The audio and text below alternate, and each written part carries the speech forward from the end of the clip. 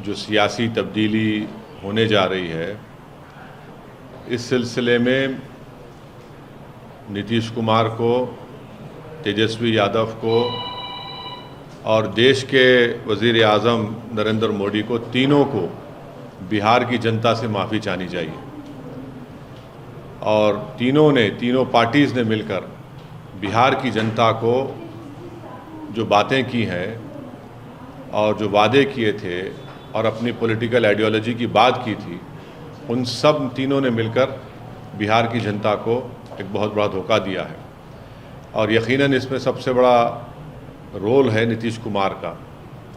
नीतीश कुमार कल तक हमको गाली देते थे कि ओवैसी बी टीम है। अब नीतीश कुमार को शर्म नहीं आती उसी जगह पर जाकर बैठने के लिए जहां पर हम पर इल्ज़ाम लगाते थे। और नीतीश कुमार ने पॉलिटिकल अपॉर्चुनिज्म कहना तो अंडरस्टेटमेंट होगा, उन्होंने हर चीज़ का रिकॉर्ड तोड़ दिया है और कोई उनकी बात का न एतबार है न भरोसा है। मैं शुरू से कह रहा था कि नीतीश कुमार फिर से बीजेपी में जाएंगे, मगर लोग हमारी बात को यकीन नहीं कर रहे थे। अब हम तेजस्वी यादव से पूछना चाह रहे हैं कि बताओ कैसा लग रहा है आपको? अभी आपने हमारे 4 MLAs को तोड़ा था, अब आपको कुछ दर्द हो रहा है सीने में? तकलीफ़ हो रही है आपको अपने भेजे में?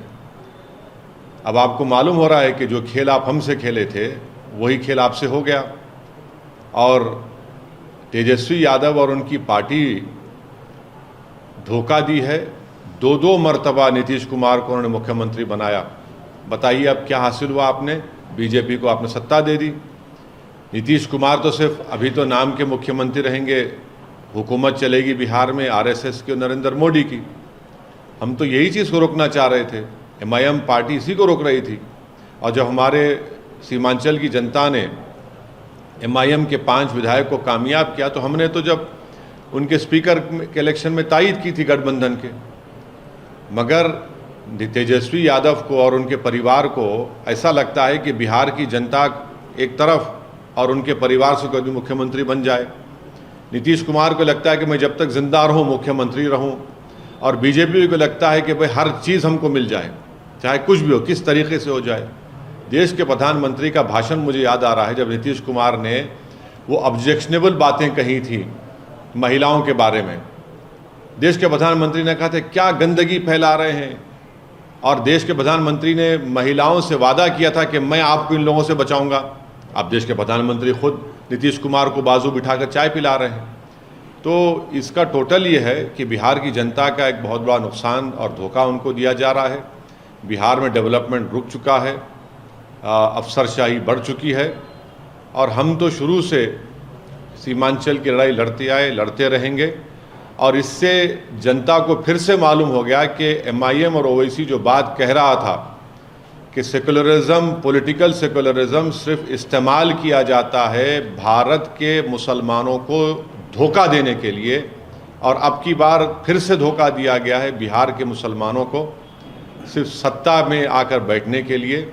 मैं उम्मीद करता हूं कि ना सिर्फ बिहार बल्कि पूरे देश के जो अल्पसंख्यक समाज, मुसलमान और जो हमारे सेकुलर जहन रखने वाले हिंदू, OBC और दलित भाई हैं, वो देखेंगे इन चीज़ों को कि कैसे सेकुलरिज्म के नाम पर चुनाव में तो वोट लिया जाता है और उसके बाद फिर आपकी वोट को ले जाकर RSS और मोदी के झोली में रख दिया जाता है। तो उम्मीद करते हैं कि वो इससे एक इसका नोट लेंगे और उन पार्टीज़ का साथ देंगे जो आपकी पॉलिटिकल लीडरशिप को डेवलप करना चाहती है। सर, आप किस पार्टी की बात कर रहे हैं? आप कह रहे हैं सर, एक मिनट, आप वहाँ के जितने सियासी खिलाड़ी हैं आप सबको एक लाइन से दोषी ठहरा रहे हैं। बिल्कुल। और तब विकल्प कौन है? आप विकल्प हैं? नहीं, विकल्प का नहीं बात, नहीं,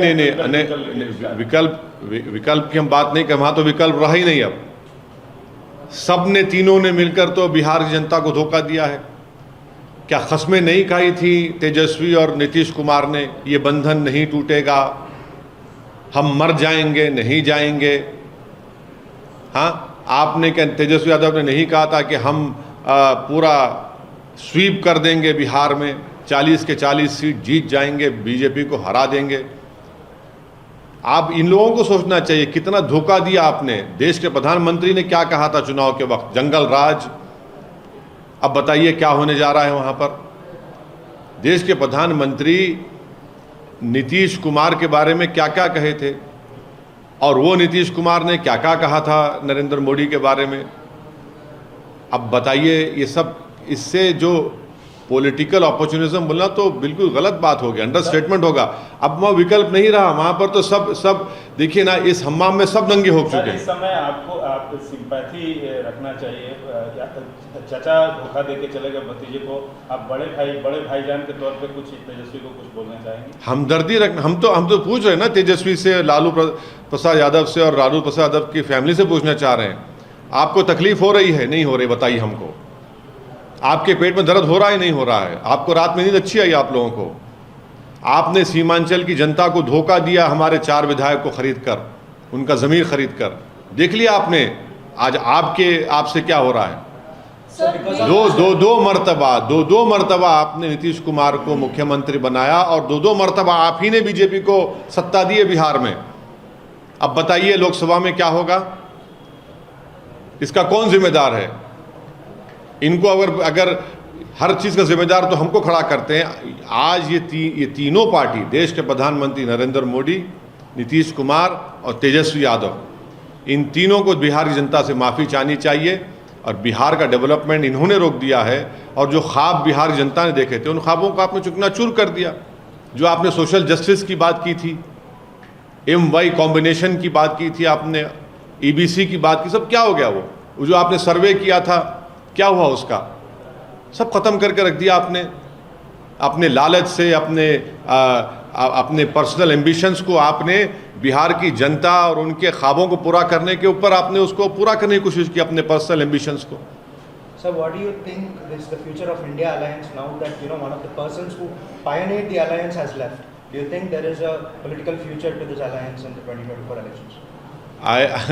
I have been consistently saying that Nitish Kumar will join BJP, and I have been criticized by all these so-called secular parties that I am in team with BJP.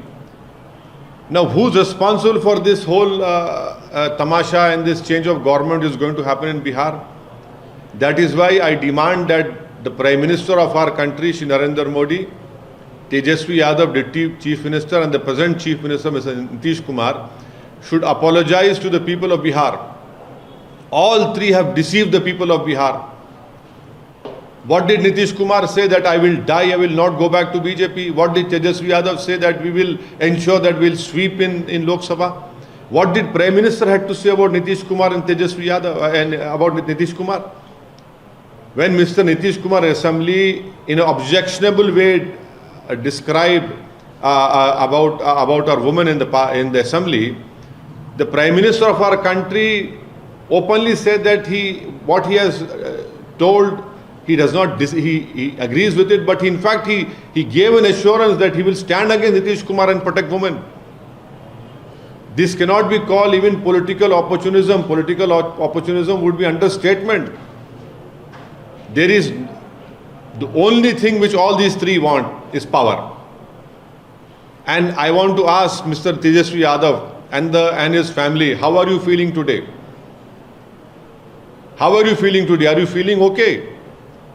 Is there any worry in your head? Are you worrisome now? You didn't realize the pain of Seemanchal people when you purchased 4 MLAs of MIM.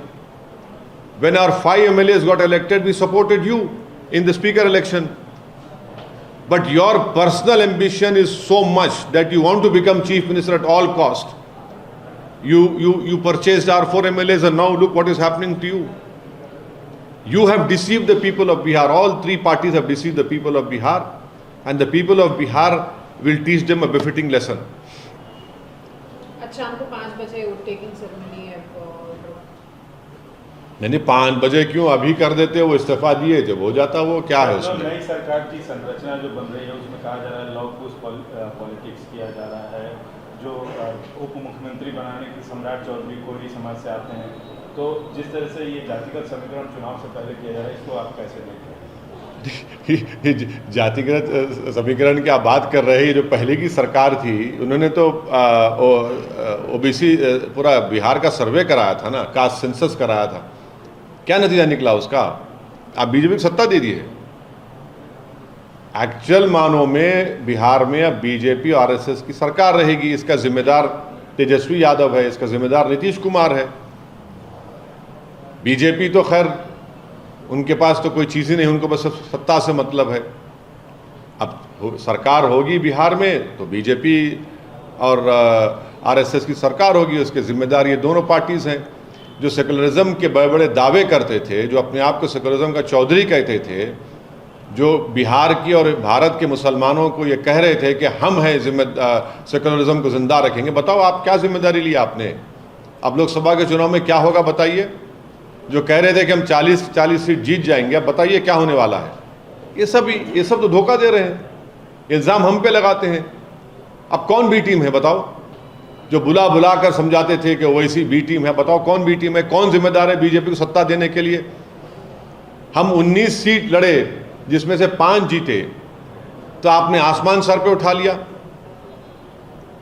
आपने आसमान sir पे उठा लिया था। अब बताइए कौन जिम्मेदार है? नीतीश कुमार का नाम नीतीश कुमार है, इसलिए उनको कोई कुछ नहीं कहेगा।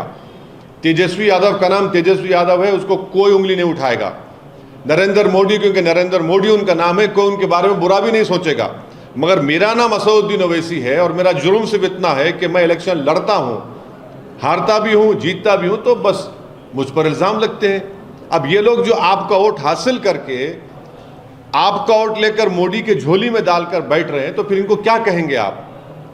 क्या नाम देंगे इनको आप? ये बिहार जनता को, मुझे यकीन है, को तय करेगी इसका। सर, आप पूछ रहे हैं कि क्या होगा लोकसभा चुनाव में तमाम सियासी पार्टियों से।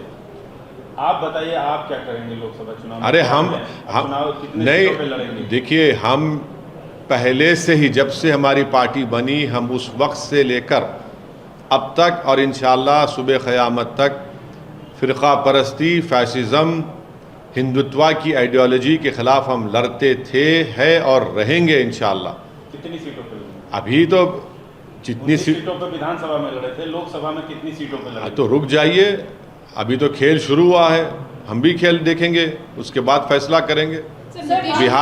बिहार में अख्तरुल ईमान साहब से हमारी बात हुई है,